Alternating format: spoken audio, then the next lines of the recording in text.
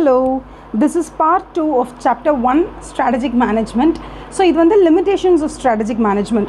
So basically limitations அப்படிங்கிறது என்னன்னு பார்த்தீங்கன்னா ஒரு விஷயம் வந்து எவ்வளோ ப்ளஸ்ஸாக இருந்தாலும் எவ்வளோ பாசிட்டிவ் இருந்தாலும் அதனால எவ்வளோ இம்பார்ட்டன்ஸ் பெனிஃபிட்ஸு நமக்கு அதனால 1000 உபயோகங்கள் இருக்கலாம். பட் இதெல்லாம் தாண்டி there are certain things, okay, there are certain limitations to it. இப்போ இதெல்லாம் இருக்குது, இதெல்லாம் தாண்டினா தான் இதனால் பெனிஃபிட். ஃபார் எக்ஸாம்பிள் நான் ரொம்ப சிம்பிளாக சொல்லுவேன், லிமிட்டேஷனுக்கு வந்து என்ன ஒரு பெரிய எக்ஸாம்பிள், ஒரு நல்ல எக்ஸாம்பிள் லிமிட்டேஷனுக்கு என்னவா இருக்க முடியும் அப்படின்னு நீங்கள் கேட்டிங்கன்னா, so basically we have this ஒரு செட்டப் இருக்குன்னு வச்சுக்கோங்களேன். அங்கே ஒரு பிஸ்னஸ் நடந்துகிட்ருக்கு. ஸோ அப்படி நடந்துகிட்ருக்கும் போது அங்கே லிமிட்டேஷன்ஸினுடைய எக்ஸாம்பிள்ஸ் எப்படி வரும் உங்களுக்கு? கிளாஸ் இருக்குது. இப்போ நம்ம ஃபார் எக்ஸாம்பிள் நம்ம கிளாஸே எடுக்கிறோம்னு வச்சுக்கோங்க. கிளாஸ் எடுக்கும் போது ஆன்லைன் கிளாஸ்னு எடுத்துக்கோங்களேன். அதில் என்னென்னலாம் ப்ளஸ் இருக்குது உங்களுக்கு? நீங்கள் வந்து வீட்டில் உட்காந்தபடி கேட்கலாம், தூங்கினபடி கேட்கலாம், லைக் வாட் எவர் நீங்கள் எந்த இடத்துல இருந்தாலும் இடம் வந்து டசன்ட் மேட்டரில். ஸோ உங்களால் அதை கேட்க முடியும். ஸோ ஆன்லைன் கிளாஸஸில் அது ஒரு பெரிய பெனிஃபிட். ப்ளஸ் வந்து உங்களுக்கு நெட்டுக்கு மட்டும் நீங்கள் வந்து ஜஸ்ட் ஒரு இப்போ யூடியூப் கிளாஸஸ்லாம் கேட்கணும் அப்படின்னா நெட் பேக் மட்டும் இருந்தால் போதும், நீங்கள் கேட்கலாம். ப்ளஸ் இன்னொன்று என்னென்னா, இப்போ வந்து வீடியோவோடு சேர்ந்து வரும்பொழுது, ஃபார் எக்ஸாம்பிள் இப்போ டீச்சர் எடுக்கிற வீடியோவோடு சேர்ந்து வருது, அதோடு சேர்த்து டவுன்லோட் பண்ணணும்னா ரொம்ப அதிகமாக எம்பி ஆகுது நிறைய பசங்க என்கிட்ட சொன்னாங்க. அதனால் இப்போ நான் என்ன பண்ணிட்டேன்னா, வீடியோவே இல்லாமல் வெறும் ஆடியோ மட்டும் ப்ளஸ் அந்த புக்ஸை மட்டும் போடும்போது உங்களுக்கு நீங்கள் அந்த வீடியோவை நீங்கள் எவ்வளோ நேரம் பார்த்தா கூட, 25 minutes 30 minutes வீடியோ பார்த்தா கூட, என்னோடய வீடியோ அட்டாச்சே ஆகாத கிளாஸஸ் வரும்பொழுது உங்களுக்கு நெட்டோட யூசேஜ் ரொம்ப கம்மியாகும். ஸோ இந்த மாதிரி 1008 பெனிஃபிட்ஸ் இருக்கலாம்ப்பா, ஓகேவா, ஆன்லைன் கிளாஸஸ்னால. பட் ஆன்லைன் கிளாஸஸில் ஒரு பிரச்சனையும் இருக்குது. என்னென்னா, உங்களால் டீச்சரை நேரில் பார்க்க முடியாது, உங்களுக்கு அந்த ஃபேஸ் டு ஃபேஸ் கிளாஸோட ப்ளஸ்ஸு கிடைக்காது, ஓகே, அவங்களோட நேரடியாக இன்ட்ராக்ட் பண்ணுற மாதிரி இருக்காது. ப்ளஸ் உங்களுக்கு வந்து ஒரு டிசிப்ளின் வராது. டெய்லி காலை 5 மணிக்கு கிளாஸ்னால் நம்ம டெய்லி மார்னிங் 5 o'clock வந்து ஃபேஸ் டு ஃபேஸில் போய் உட்கார்ற அந்த ஒரு இது வராது. சரி, எந்த ஒரு விஷயம் எடுத்தாலும் அதில் ஒரு ப்ளஸ் ஒரு மைனஸ் இருக்க மாதிரி. இதான் ப்ளஸ் அண்ட் மைனஸ்ன்னு நான் சொல்ல வருது. ஒரு விஷயம் நீங்கள் எடுக்கிறீங்க அப்படின்னா அதில் ஒரு ப்ளஸ் இருக்கும், ஒரு மைனஸ் இருக்கும். ஸோ அந்த ப்ளஸ் எல்லாமே 100 ப்ளஸ் இருந்தால் கூட தெர் ஆர் சர்டன் மைனஸஸ். ஏன் ஆன்லைன் கிளாஸ்ன்னு இருந்தால் நமக்கு வந்து ஒரு ஃபேஸ் டு ஃபேஸோட அந்த இன்ட்ராக்ஷன் கிடைக்காது, அந்த டீச்சரோட என்ன சொல்கிறது, தட் சொல்லுவாங்களே ஃபிசிக்கல் கிளாஸோட அந்த எஃபெக்ட் இதில் வராது. ப்ளஸ் ஸ்டூடெண்ட்ஸ் ஒரு 100 பேர் சேர்ந்து உட்காந்து படிக்கணும் கவனிக்கணுன்ற வைபோடு ஒரு கிளாஸில் உட்காந்துருக்கும் போது அங்கே ஒரு எனர்ஜி இருக்கும். இப்போ நம்மளா உட்காந்து படிக்கணும்னு சொல்லும்போது மேபி ஈவினிங் 7 மணிக்கு நம்ம உட்காந்து படிச்சுட்டு இருப்போம், வெளில எல்லாம் சீரியல் பார்த்துட்டு இருப்பாங்க, ஓகேவா, அப்பா ஏதோ ஒரு பிஸ்னஸ் கால் பேசிகிட்டு இருப்பாரு, லைக் அந்த மாதிரியான ஒரு ஆம்பியன்ஸில் உட்காரும் போது எல்லாருமே ஒரே விஷயத்தை நினச்சி ஒரு இடத்துல உட்காரது வேறு, நம்ம மட்டும் அந்த ஒரு விஷயத்தை நினச்சி உட்காரது வேறு. ஸோ இது டெஃபினட்டாக ஒரு லிமிடேஷன்ஸ் ஆஃப் ஆன்லைன் கிளாஸஸில். அந்த மாதிரி ஸ்ட்ராட்டஜின்னு ஒன்று எடுத்து நம்ம என்ன தான் அதனால் ஏகப்பட்ட பெனிஃபிட்ஸ் இருந்தாலும் சில விஷயங்களில் நீங்கள் ரொம்ப காஷியஸாக இருக்கணும். ஏன்னா ஸ்ட்ராட்டஜி நீங்கள் அடாப்ட் பண்ணும்போது இந்த பிட்ஃபால்ஸ் எல்லாம் நீங்கள் ஃபேஸ் பண்ணி தான் ஆகணும், இந்த மைனஸ் பாயிண்ட் எல்லாம் அதுக்கு இருக்குன்னு சொல்கிறாங்க. அதில் நம்பர் 1 என்ன தெரியுமா உங்களுக்கு? ரொம்ப ரொம்ப ரொம்ப நம்மளை சுற்றி இருக்கக்கூடிய என்வாயன்மெண்ட் வந்து ஈஸியாக ப்ரிடிக்ட் எல்லாம் பண்ண முடியாதுப்பா. அது ஏகப்பட்ட டைனமிக்ஸோட அன்சர்டன்ட்டியோட ரொம்ப காம்ப்ளெக்ஸாக இருக்கும். அதை நம்மளால் டெசிஃபரே பண்ண முடியாது. அதை நம்ம டிசைஃபர் பண்ணி எடுத்து இதுதான் நடக்க போகுதுன்னு சொல்கிற அளவுக்கு there is nobody capable of doing 100% of deciphering what is going to happen in the next 10 years. நம்மளோட எக்கானமி எப்படி இருக்க போகுது, அது எப்படி சேஞ்ச் ஆக போகுதுன்னு 100% ட்ரூவாக சொல்கிறதுக்கோ இல்லை 100% ஜென்யூவனாக லைக் இதுதான் அப்படின்னு சர்ட்டனாக சொல்கிறதுக்கு யாரும் கிடையாது. ஸோ ஃபஸ்ட்டு லிமிட்டேஷனே என்ன அப்படின்னா, நம்மளை சுற்றி இருக்கக்கூடிய என்வாயன்மெண்ட் புரிஞ்சால் தான் அதுக்கேற்ற மாதிரி ஸ்ட்ராட்டஜி டிசைன் பண்ண முடியும். நம்மளை சுற்றி இருக்கக்கூடிய என்வாயன்மெண்ட்டை கற்றுக்கிறது ரொம்ப கஷ்டம். So that is why they call it as environment is highly complex and turbulent அப்படின்னு சொல்லியாச்சு. ஸோ இப்போ அவங்களே அழகாக ஒரு எக்ஸாம்பிள் கொடுத்துருக்காங்க. என்னது, ஈவி தான் அடுத்தது, நெக்ஸ்ட் வந்து ஈவி ரெவல்யூஷன் தான் சொல்லிக்கிட்டே இருந்தால் கூட நம்ம இன்றைக்கும் 2 வீலர் வாங்க போகும்போது ஈவி தான் அப்படின்னு யாரும் வாங்குறது இல்லை. ஏன்னா ஒரு நாளைக்கு ஒரு நியூஸ் நம்ம காதில் கேள்விப்படுறோம். என்னது, இந்த இடத்துல ஒரு ஈவி எரிஞ்சிக்கிட்டு இருந்துச்சு, அங்கே ஒரு 4 வீலர் கார் ஒன்று, எலக்ட்ரிக் வெஹிக்கிள் கார் ஒன்று எரிஞ்சிருச்சு, பேட்டரி எரிஞ்சிருச்சு, இது பண்ணிடுச்சு. ஸோ நமக்கு மைலேஜை விட நம்ம உயிர் முக்கியன்றதுனால, சேஃப்டி கன்சர்ன்ஸ் அதிகம் நமக்கு இருக்கிறதுனால ஈவி நம்ம பெருசாக ப்ரிஃபர் பண்ணுறது இல்லை அப்படிங்கிறது தான் உண்மை. ஸோ ஸ்ட்ராட்டஜிக்கலி நீங்கள் ஈவி பிஸ்னஸ் பண்ணிகிட்டு இருந்தாலும் ஸ்ட்ராட்டஜிக்கலி ஈவிக்கு தான் நிறைய ப்ளஸ் பாயிண்ட்டே இருந்தால் கூட சில நேரங்களில் என்வாயன்மெண்ட்டில் சேஃப்டி கன்சர்ன்ஸை பற்றியோ இல்லை வேறு ஏதாவது ஒரு விஷயத்தை பற்றியோ அதிகமாக யோசிக்க ஆரம்பிச்சிட்டாங்கன்னா உங்கள் ப்ராடக்ட்டை வாங்க மாட்டாங்க. ஸோ நீங்கள் என்ன தான் ஸ்ட்ராட்டஜிக்கலாக யோசித்தாலும், நீங்கள் ஸ்ட்ராட்டஜிக்கலி ஃபேவரபுளான ஒரு பிஸ்னஸில் இருந்தால் கூட உங்களை சுற்றி இருக்கிற என்வாயன்மெண்ட்டை உங்களால் ப்ரிடிக்ட் பண்ண முடியாது. எந்த நேரத்தில் எது உங்கள் காலை வாரியோடணும் உங்களுக்கு தெரியாது. ஸோ நீங்கள் 100% ஸ்ட்ராட்டஜியை ஃபிக்ஸ் பண்ணி ப்ராப்பராக ஃபாலோ பண்ணி நீங்கள் ஓலா எலக்ட்ரிக் பைக்கை கூட நீங்கள் லான்ச் பண்ணலாம். நேற்று தான் ஓலா எலக்ட்ரிக்கோட IPO கூட லான்ச் பண்ணியிருக்காங்க. அப்படி பார்த்தா ஓலா எலக்ட்ரிக்கோட ஓனராக கூட நீங்கள் இருக்கலாம், நீங்கள் தான் பாவிஷ் அகர்வாலா கூட இருக்கலாம்.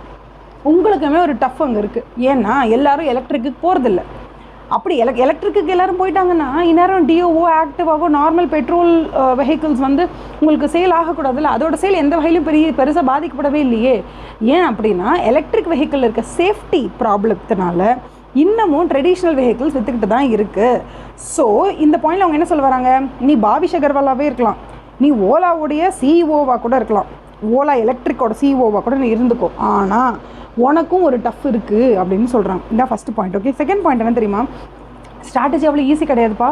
இதான் கம்பெனி, இதுதான் உள்ள பிஸ்னஸ் ப்ராசஸ்ஸு, இதுதான் ஃப்யூச்சர், இதுதான் எக்கானமி, இதுதான் என்வாயன்மெண்ட்டு, என்ன எக்ஸ்டர்னலி இப்படி தான் இருக்குது, இவ்வளோ அன்சர்டனாக இருக்குது, காம்ப்ளெக்ஸாக இருக்குது, இல்லை டர்பியூலண்ட்டாக இருக்குது, நீ என்ன பேர் வச்சுக்கோ. இது எல்லாத்தையும் புரிஞ்சுக்கிட்டு இதுக்கேற்ற மாதிரி ஒரு பிளானை போட்டு அந்த பிளானை ட்ரையல் பார்த்து என்ன ஏதுன்னு புரிஞ்சு தெளிஞ்சு வரத்துக்குள்ளே உங்களுக்கு 3-4 மாதம் ஆகிடும் ஸ்ட்ராட்டஜி உருவாக்குறதுக்குள்ளே.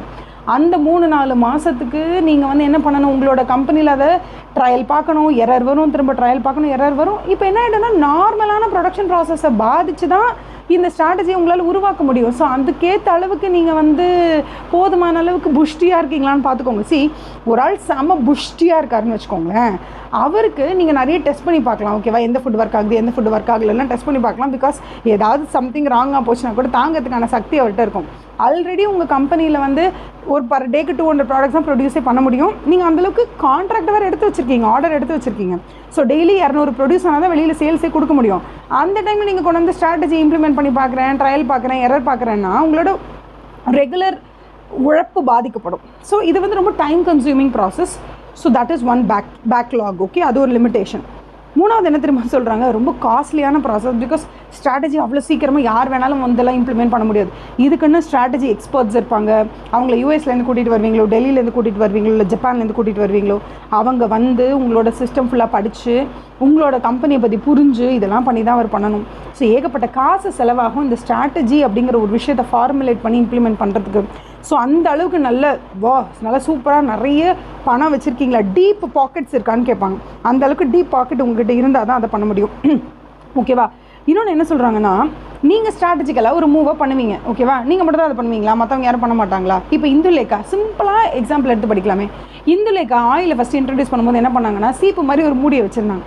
அப்படியே நீங்கள் வந்து தனியாக கையிலலாம் எடுத்து தடவ வேண்டாம், இந்த ஆயில் எப்படி டேரெக்டாக மண்டையில் தேய்ச்சிக்கலாம் அப்படின்னு சொன்னாங்க. அந்த மாதிரி இந்துலேக்கா மட்டும்தான் லான்ச் பண்ண முடியுமா ஸ்ட்ராட்டஜிக்காக யோசிச்சு. இப்போ அதை மாதிரி மாமா கூட தான் வந்து லான்ச் பண்ணிட்டான். ஸோ நீங்கள் இஷ்யூ பண்ணுற ஒரு ஸ்ட்ராட்டஜிக்கான ஒரு காம்படிட்டிவ் அட்வான்டேஜ்னு சொல்லுவோம். இது எங்கள் ப்ராடக்ட்டில் மட்டும் தான்ப்பா இருக்குது அப்படின்னா, உங்கள் ப்ராடக்ட்டில் மட்டும் தான் அது இருக்க முடியுமா என்ன? அது யார் வேணால் காப்பி பண்ணுவாங்களே. அப்போ நீங்கள் உங்களோட ஸ்பெஷல், உங்களோட என்ன சொல்கிறது, ஹவு டு வேர்ட் இட், அது வந்து இது எனக்கு மட்டும் தான்ப்பா, நான் தான் இதை கண்டுபிடிச்சிருக்கேன் அப்படின்னா, நீ என்ன பேட்டன்ட் வாங்கி வச்சிருக்கியா, காப்பிரைட் வாங்கி வச்சிருக்கியா, இல்லை யார் வேணால் அதை வந்து காப்பி பண்ணலாமா, என்ன மாதிரியான விஷயம்? நீ ஸ்ட்ராட்டஜிக்காக யோசிச்சு ஒரு விஷயம் செஞ்சுருக்க, அதுக்குன்னு நீ மட்டும் தான் அதை செய்யணுமா? உன்னோட காம்படிட்டர் யாரும் அதே மாதிரி காப்பி பண்ண மாட்டாங்களா, இல்லை அதை விட பெட்டராக பண்ண மாட்டாங்களா?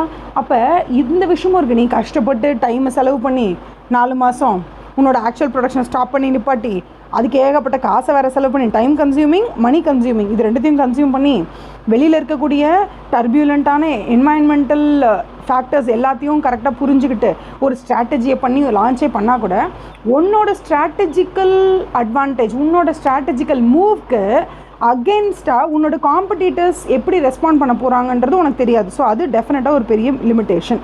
இதை தான் லிமிட்டேஷன் கொடுத்துருக்காங்கப்பா. இப்போ அவங்க என்ன சொல்கிறாங்கன்னா, டே இவ்வளோ லிமிட்டேஷன் இருக்குல்ல, அப்புறம் என்னதுக்கடா ஸ்ட்ராட்டஜி அப்படின்னு நீங்கள் கேட்டிங்கன்னா, லிமிட்டேஷன்ஸை தாண்டி உங்களுக்கு பெனிஃபிட்ஸ் கிடைக்கும் ஸ்ட்ராட்டஜி இருந்துச்சுன்னா. அதனால் ஸ்ட்ராட்டஜியை ஃபாலோ பண்ணுங்கன்னு சொல்கிறாங்க. ஓகேவா, I hope you have understood what is a limitation and how strategy அப்படிங்கிறதுக்கு என்னென்ன லிமிட்டேஷன் இருக்குன்னு நம்ம பார்த்துருக்கோம். மேஜராக 4 லிமிட்டேஷன் தான். ஒன்று எனக்கு தெரிஞ்சு எப்படி ஞாபகம் வச்சுக்கணும்னா, டைம் கன்சியூமிங், மணி கன்சியூமிங், லாஸ்ட்டில் வந்து உங்கள் காம்படிட்டர் எப்படி ரெஸ்பாண்ட் பண்ணுவான்னு உனக்கு தெரியாது. நம்பர் 1, வெளியில் இருக்கக்கூடிய என்வாயன்மெண்ட் வந்து எக்ஸ்டர்னல் என்வாயன்மெண்ட் வந்து ரொம்ப காம்ப்ளெக்ஸ், ரொம்ப டர்பியூலண்ட்டு, அதை புரிஞ்சுக்கிறது கஷ்டம். இந்த 4 லிமிட்டேஷன் தான். அடித்து தூக்கிடலாம் எக்ஸாமில். டோன்ட் வரி, ஒரு தடவை நல்லா ரீட் பண்ணிக்கோங்க இந்த 4 பேராகிராஃப்ஸை, ஞாபகம் வச்சுக்கோங்க, ஹெட்டிங்ஸ் நல்லா ஞாபகம் வச்சுக்கோங்க. எப்போவுமே மறக்காதீங்க, எக்ஸாமில் லிமிட்டேஷன்ஸ் ஆஃப் ஸ்ட்ராட்டஜி கேட்குறாங்கன்னா ஃபஸ்ட்டு பாயிண்ட் நான் சொல்லிக் கொடுத்தேன் இல்லையா, பார்ட் 1ல். அதாவது என்னென்னா, it is a unified, comprehensive and integrated, அந்த பேராகிராஃப் அந்த 3 லைன் எழுதிடுங்க. அதுக்கப்புறமா லிமிடேஷன்ஸ் ஆஃப் ஸ்ட்ராட்டஜின்னு போட்டுட்டு கீழே இந்த 4 பாயிண்ட் ஃபஸ்ட்டு ஒரு பெரிய ஃப்ளோ சார்ட் மாதிரி அழகாக போட்டுருங்க. இது இருக்கு பாருங்க, இங்கே ஃப்ளோ சார்ட், இந்த ஃப்ளோ சார்ட்டை போட்டுருங்க. ஃப்ளோ சார்ட் கூட இல்லை, இதுனா 4 டப்பாவை போட்டு அழகாக கீழே எழுதிடுங்க. சின்ன சின்னதாக ஒரு இது மாதிரி போட்டுட்டு அதுக்கப்புறமா அழகாக பேராகிராஃப்ஸ் எழுதிங்கன்னா மார்க்கு உங்களுக்கு தான், டெஃபினட்டாக எக்ஸாமிஷன் தான். Okay, thank you so much. All my best wishes, okay, for scoring more than 60 or 70 in this paper. And absolutely strategic management is for 50, so the 50க்கு டெஃபினட்டாக எல்லோரும் 40+ எடுக்கணும். Okay, all the best. Thank you, have a nice day. Do subscribe and support.